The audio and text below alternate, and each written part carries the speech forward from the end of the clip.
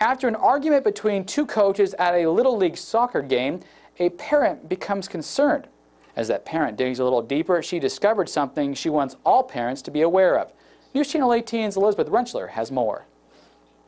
It was a soccer game this spring like any other. At least that's what Ruth Marchant Ford thought. But when the game became tense, so did the atmosphere. It was a very close game, and tempers were obviously a little bit, frayed, and these particular coaches threatened this other coach, verbally threatened. That coach was Marchant Ford's husband's assistant coach, a volunteer coach for the Greater Lafayette Regional Soccer Alliance. Knowing the name of the other coach, Marchant Ford and her husband decided to do a little digging and were shocked by what they found. Found that they had fairly extensive criminal histories pertaining to, violent crimes and drug-related crimes. Marchant Ford says they contacted the GLRSA and questioned them about their background check policy. According to Marchant Ford, the GLRSA's answer was less than adequate. And when we pointed out that, there was this extensive, criminal history, the board's response was that everybody makes mistakes.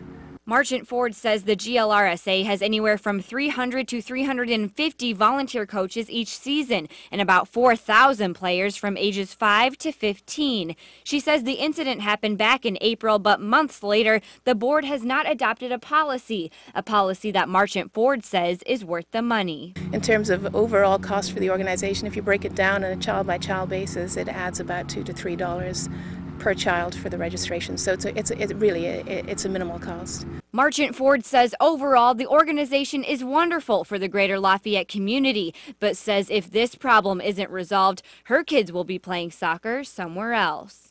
We'd probably look for an alternative association that did implement the safety checks that most other sporting organizations in the area do. Elizabeth Rentschler, News Channel 18. A Soccer Alliance board member emailed News Channel 18 late this afternoon and says Ruth Marchant Ford needs to bring the issue to the attention of the board so they can discuss it at one of their board meetings. But Marchant Ford says she drafted a potential policy in late May and emailed it to the board, offering to present it to the members at their June meeting. She says the board never responded.